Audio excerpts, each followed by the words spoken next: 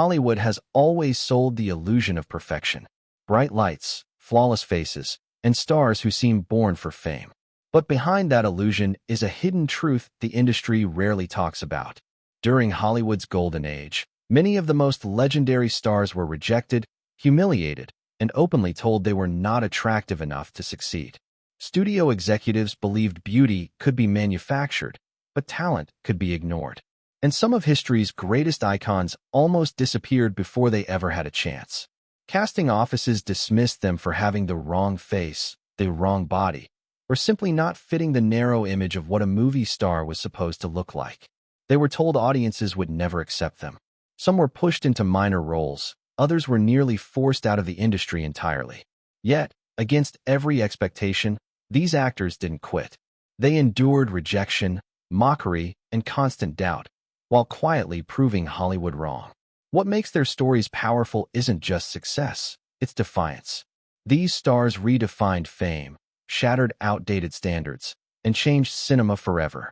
Their performances became timeless, their names unforgettable, and their influence undeniable.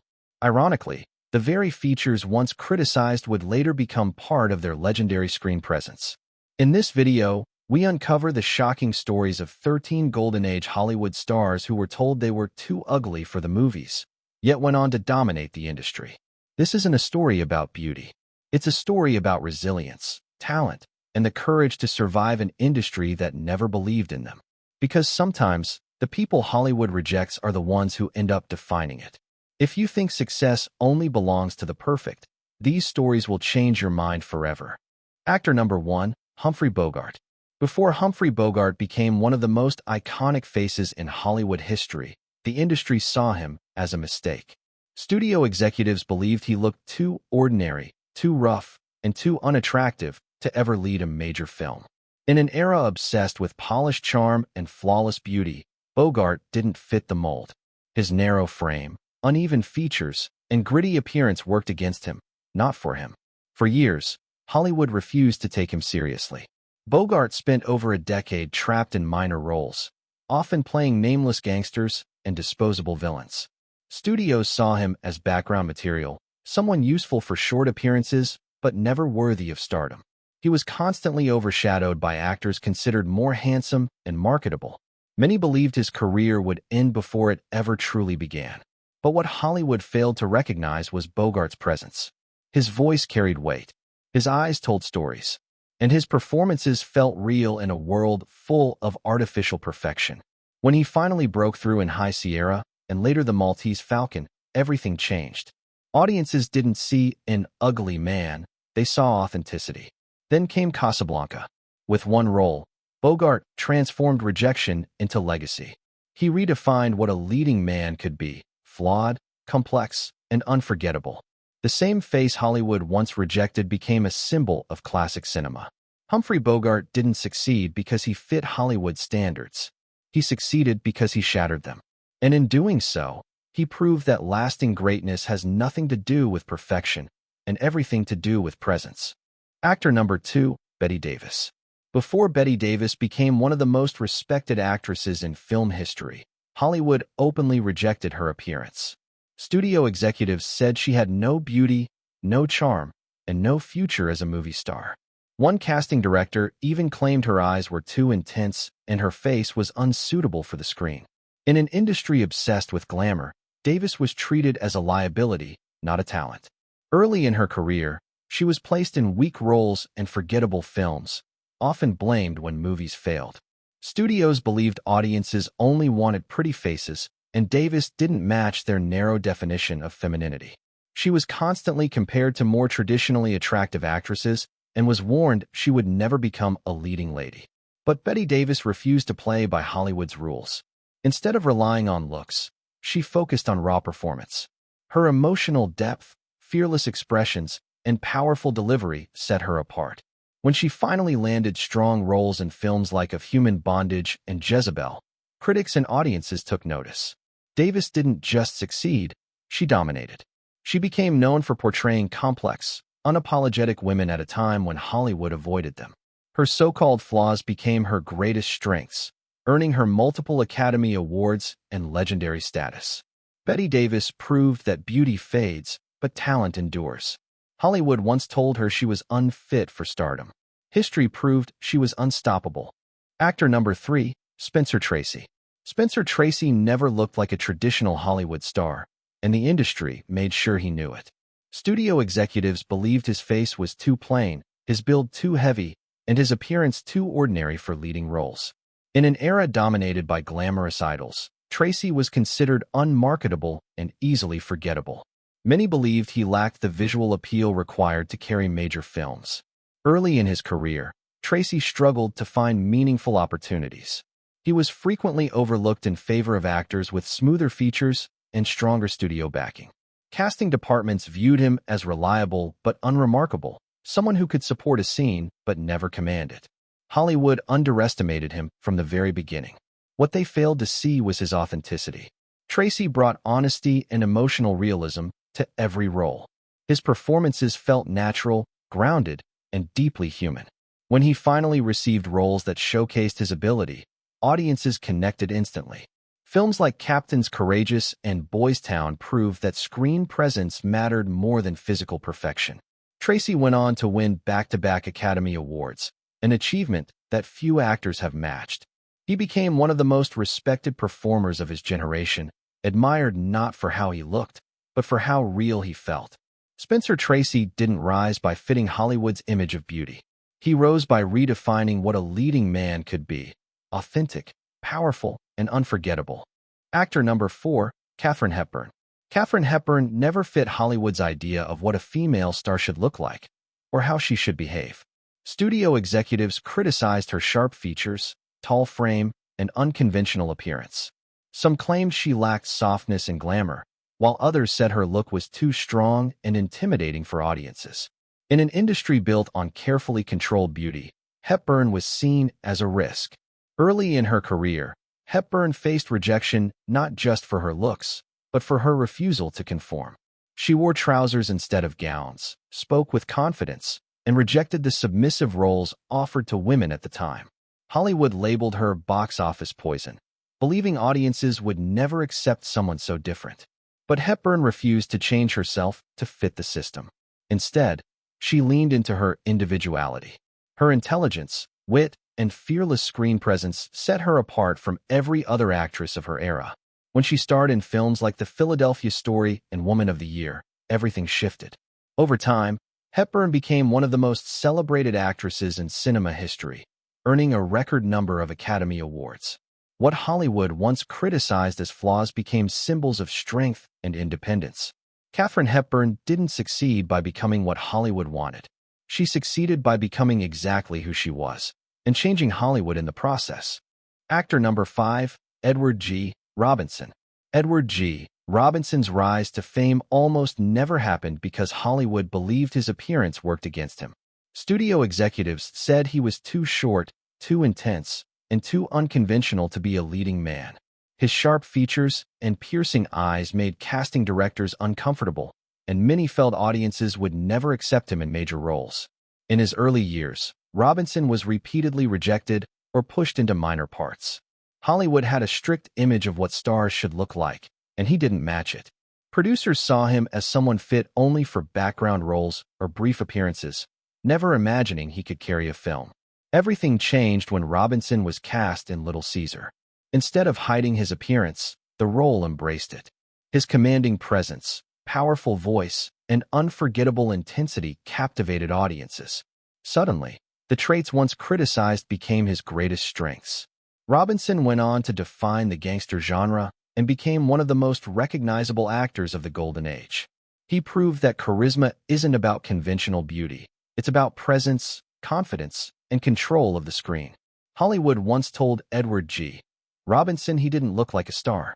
He responded by becoming one of the most iconic figures in classic cinema. Actor number 6, Barbara Stanwyck.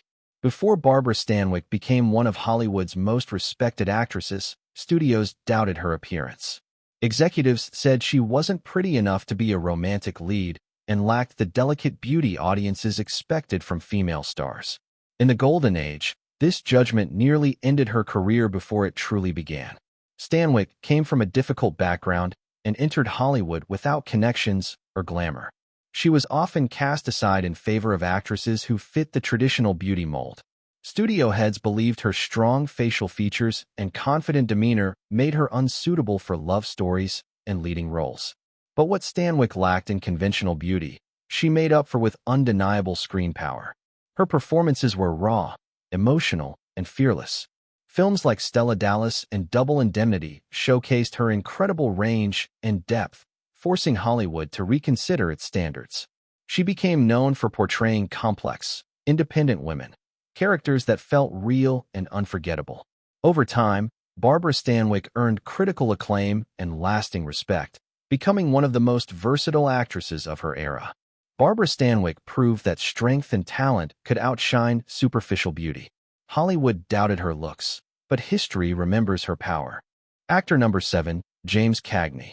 James Cagney's appearance didn't match Hollywood's idea of a leading man. Studio executives believed he was too short, too aggressive-looking, and lacked the smooth elegance expected of major stars. His sharp expressions and intense energy made him seem more like a troublemaker than a box office draw. Early in his career, Cagney was underestimated and boxed into minor roles. Producers felt his looks were too harsh and his presence too overwhelming for mainstream audiences. Many assumed he would never move beyond small supporting characters. But Cagney turned those doubts into fuel. His explosive performances, razor-sharp timing, and unmatched charisma set him apart. When he starred in films like The Public Enemy and White Heat, he didn't just succeed, he dominated. His intensity became his signature. Cagney redefined toughness on screen, bringing realism and raw energy that audiences had never seen before. Over time, he proved he was far more than a gangster stereotype, showing remarkable range in dramas, musicals, and comedies. James Cagney wasn't rejected because he lacked talent.